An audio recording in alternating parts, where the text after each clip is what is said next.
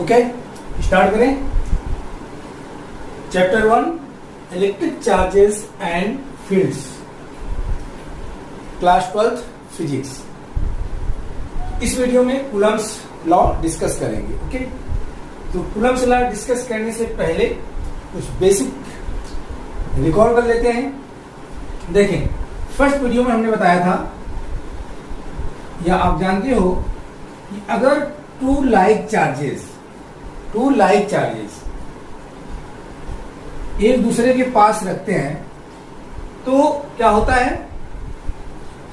अगर to like charges एक दूसरे के पास रखते हैं तो क्या होता है, they repel to each other ना, एक दूसरे से अवे मूव करते हैं। दैट मीन्स इनके बीच एक फोर्स लगता है जो अवे मूव करता है। ठीक है, दो चार्जेस हैं Q1 and Q2, both are positive. ठीक है ना, दोनों पॉजिटिव हैं, इनको हमने पास रखा तो इन पे रिपल्सन आ गया, अवे मूव करनी स्टार्ट कर दी। इसी तरह से अगर टू निगेटिव चार्ज आप रखते हो, माइनस चार्जेस हैं, they also repel to each other, मतलब इनके बीच भी एक रिपल्सिव फोर्स लगेगा F। और जब अनलाइक चार्जेस लगते हैं, जैसे एक चार्ज पॉजिटिव है और दूसरा चार्ज निगेटिव है, तो क्या होगा, they attract to each other, ये अट्रैक्ट करेंगे, ये रिपेल कर रहे हैं। ऊपर के दोनों क्या कर रहे हैं, रिपल्सिव फोर्स लग रहा है, रिपेल, और ये अट्रैक्ट। ओके, अट्रैक्ट कर रहे हैं। अच्छा, इतनी बात समझ में आ गई, ये पढ़ चुके हैं। ठीक है, अब बात यहां पर आती है कि जो रिपल्सन या अट्रैक्शन लग रहा है इनके बीच, ठीक है, ये जो फोर्स लगता है इसको बोलते हैं electrostatic force. Okay, electrostatic force.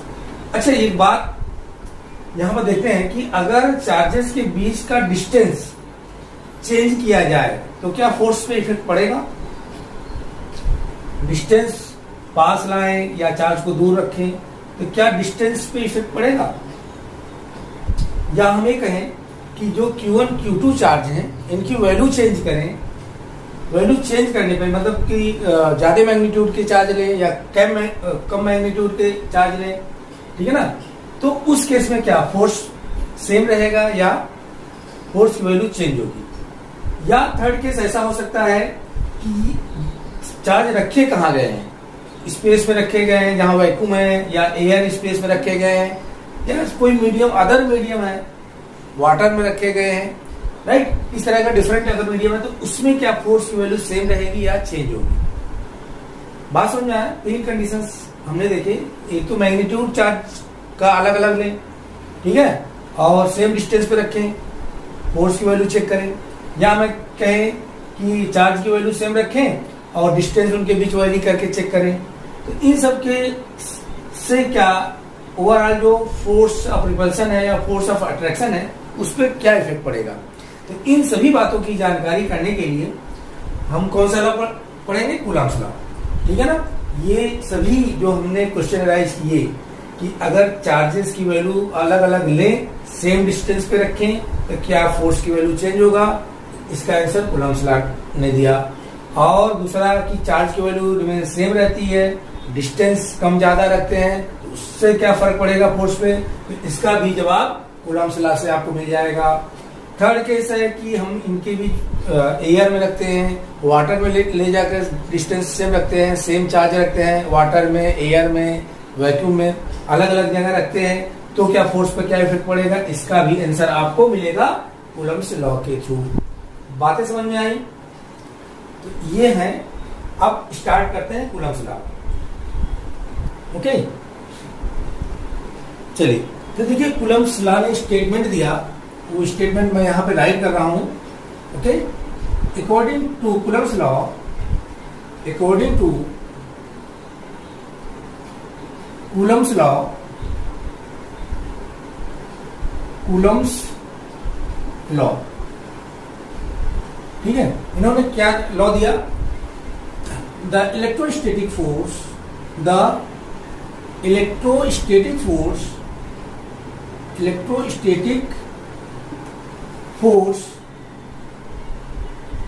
acting between 2 point charges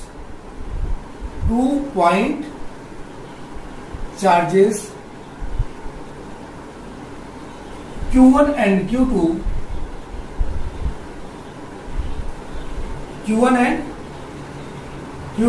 the electrostatic force acting between 2 point charges Q1 and Q2 is directly proportional to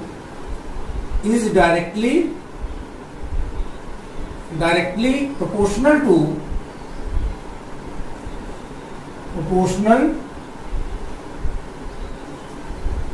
to the product of their magnitude and inversely proportional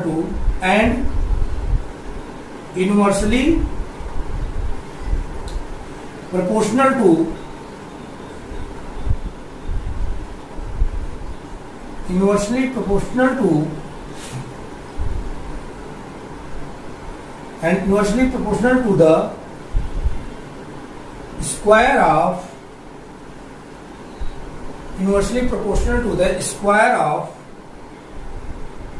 distance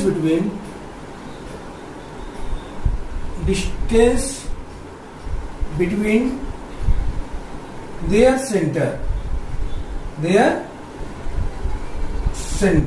okay, and their center, and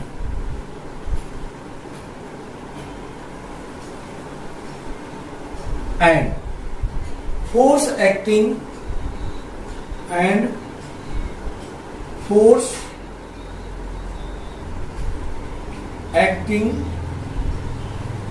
along the line joining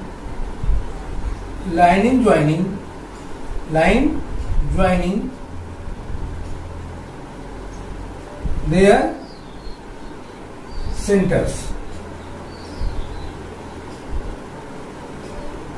इतनी बात समझ में आई कि ये statement Coulomb's law ने दिया, कहा कि the electrostatic force acting between 2 point charges Q1 and Q2 is directly proportional to the product of their magnitude and inversely proportional to the square of distance between their center, and force acting along the line joining their centers. अच्छा, देखिए ये 2 point charge है Q1 and Q2, okay, इनके बीच का distance centre to centre, ठीक है, मान लेते हैं कि R है, ठीक है, ये आपके पॉइंट चार्जेस हैं, इनके बीच सेंटर टू सेंटर जो डिस्टेंस है कितना है, R है, ठीक है, हमने R ले लिया, और चार्जेस आपके Q1 Q2 है, ठीक है। तो अब अकॉर्डिंग टू न्यूटन्स लॉ ये स्टेटमेंट समझ में आ गया। तो इसी स्टेटमेंट को अगर हम मैथमेटिकली रिप्रेजेंट करें, देखें यहां से, the electrostatic force acting between 2 point charges Q1 and Q2 is directly proportional to the product of their magnitude.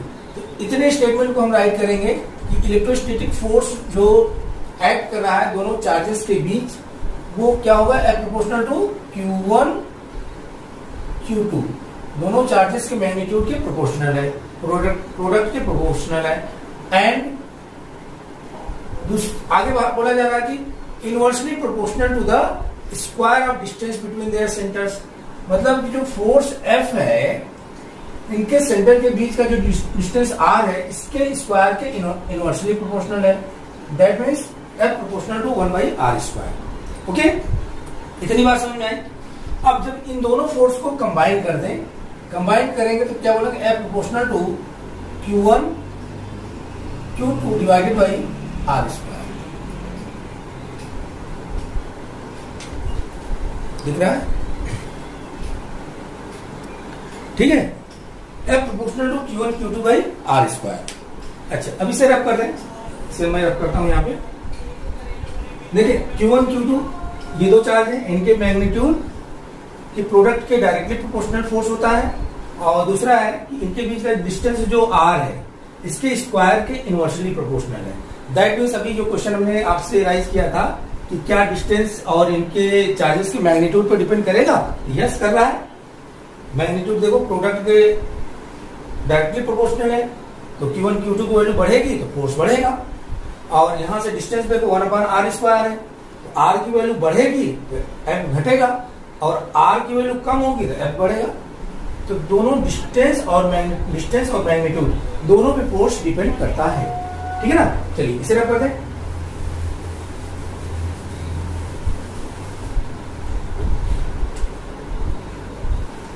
तो यहां पे F proportional to Q1 Q2 by R square है। प्रोपोर्शनलिटी कांस्टेंट यहां से हटाएंगे तो इसको राइट कर सकते हैं F equal to K Q1 Q2 by R square. Okay, K Q1 Q2 by R square. अगर हम ये बोले कि if charges are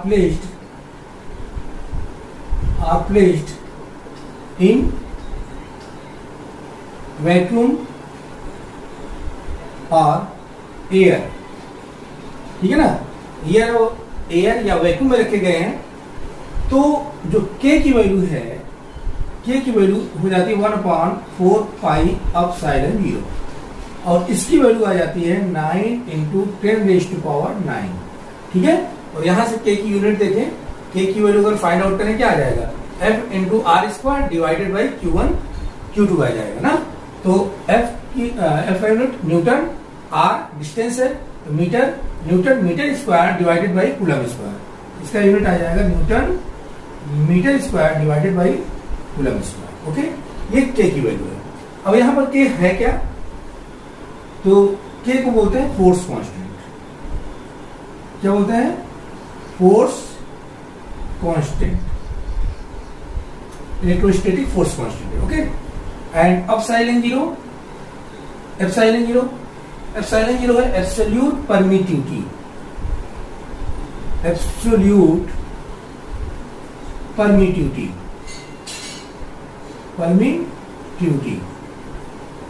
of free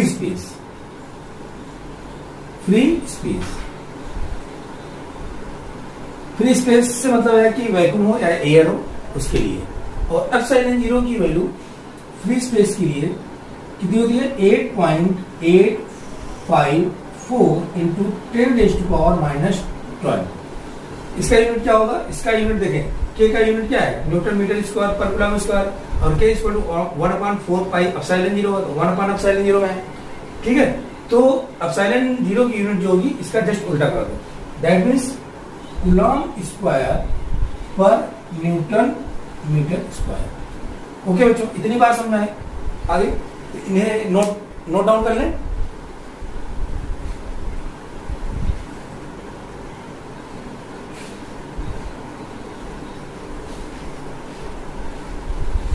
तो अब यहां से देखें, तो स्टार्ट करने से पहले हमने 3 क्वेश्चन एनालाइज किए थे कि जो इलेक्ट्रोस्टैटिक फोर्स एक्ट करता है, 2 चार्जेस आपके थे, ठीक है ना, ये चार्जेस Q1 और Q2 हैं, ठीक है, इनके बीच का डिस्टेंस R है, और अगर सेम चार्ज है तो रिपल्सिव फोर्स लगता है इस तरह से, F इधर भी लगेगा, F फोर्स की वैल्यू सेम होगी एक दूसरे की तरफ, ठीक है ना। तो जो फोर्स F है किन पर डिपेंड कर रहा है, चार्ज के प्रोडक्ट के डायरेक्टली प्रोपोर्शनल है, और डिस्टेंस के स्क्वायर के इनवर्सली प्रोपोर्शनल है, राइट। और ये भी डिपेंड कर रहा है कि चार्ज रखे कहाँ गए हैं, वाटर में रखे हैं या वैक्यूम में रखे हैं या स्पेस में रखे हैं, एयर मीडियम में रखे हैं, किस मीडियम में रखे हैं उस पर भी डिपेंड कर रहा है। ये K मीडियम को डिफाइन कर रहा है, ठीक है ना, ठीक है, बात समझ में आ गया। तो यहां से कंक्लूजन अगर इस फॉर्मूले से देखें, तो अगर चार्ज की वैल्यू आप बढ़ाओगे, बड़े चार्ज लोगे, तो फोर्स की वैल्यू क्या होगी, इंक्रीज होगी, क्योंकि डायरेक्टली प्रोपोर्शनल है। और बाई आर स्क्वायर से अगर हम देखें, तो यहां से या यहां से सिंपल देखो, जब R की वैल्यू हम इंक्रीज करेंगे तो 1/r स्क्वायर की वैल्यू क्या होगी, डिक्रीज होगी। उस केस में फोर्स डिक्रीज करेगा। लेकिन आर की वैल्यू अगर हम इंक्रीज करें, आर की वैल्यू बढ़ाएं, तो 1/r² की वैल्यू क्या होगी, कम हो जाएगी, तो फोर्स आपका घटेगा। ओके, अच्छा समझ में आ गया? नोट डाउन कर लें students,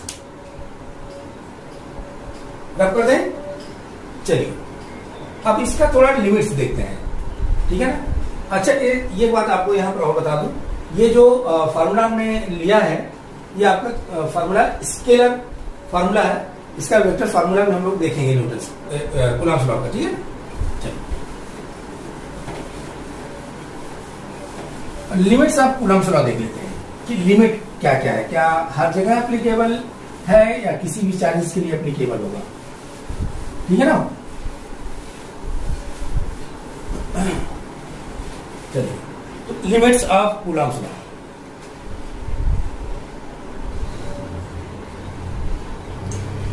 limits of Coulomb law.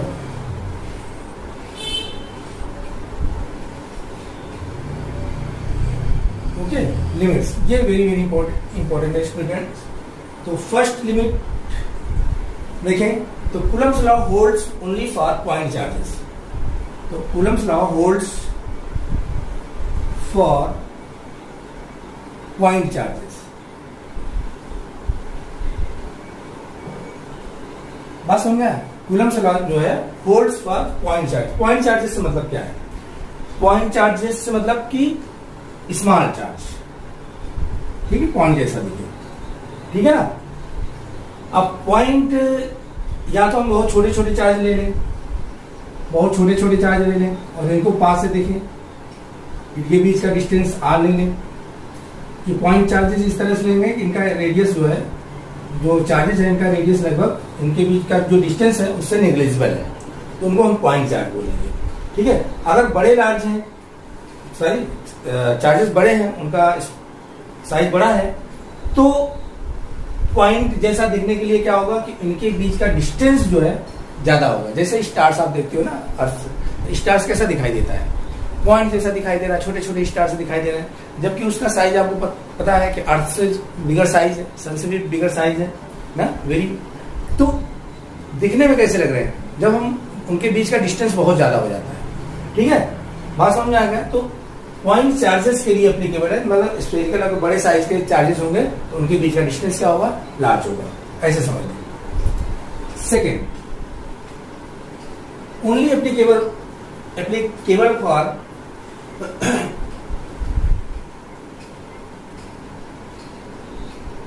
holds for static charges, holds for static charges। देखिए स्टैटिक चार्जेस से क्या मतलब है, ठीक है। जो कूलम्ब्स लॉ है स्टैटिक चार्जेस के लिए एप्लीकेबल, मतलब रुके हुए चार्ज। ऐसा नहीं कि चार्ज मूव करना है, अगर चार्ज मूव करना है तो वहां कूलम्ब्स लॉ अप्लाई नहीं होता है, ठीक है ना। चार्ज रुके हुए होने चाहिए, रेस्ट में होने चाहिए, charge should be in rest. Charge अगर मूव कर रहे हैं तो कूलम्ब्स लॉ वहां पे फेल होगा, ठीक है ना। बात समझा? थर्ड, चार्ज, ठीक है, जो कूलम्ब्स लॉ के अकॉर्डिंग जो फोर्स है, ठीक है, force F follow inverse square law, follow inverse square law,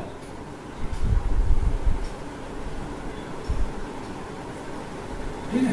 तो कूलम्ब्स लॉ जो है इनवर्स स्क्वायर लॉ को फॉलो करता है, ठीक है ना। तो यहां से देखें, अगर चार्ज की वैल्यू कांस्टेंट है तो F proportional to 1/r², inverse square law को फॉलो कर रहा है कूलम्ब्स लॉ। ओके, बात समझ आई? ये inverse square law. Fourth, electrostatic force is conservative. Electrostatic force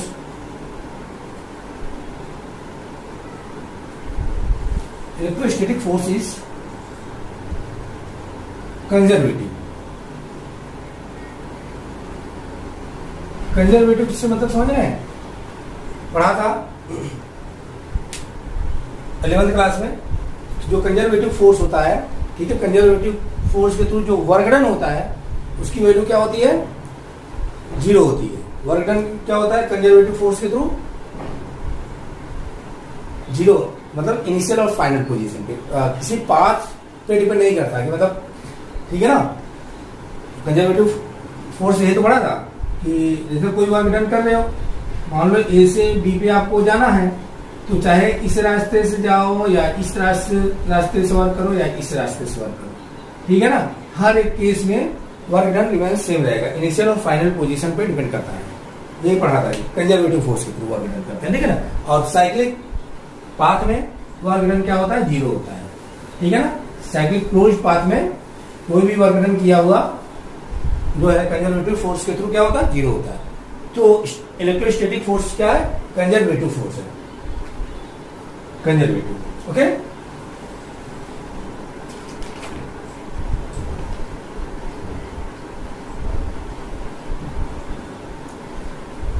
अच्छा, इसमें एक और पॉइंट है, फिफ्थ बताया जा चुका है स्टेटमेंट में कि जो इलेक्ट्रोस्टैटिक फोर्स है always act along line joining there centre.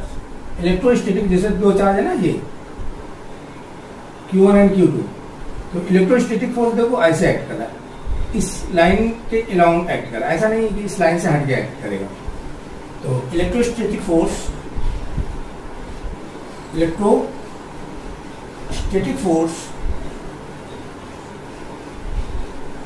act along line joining their center,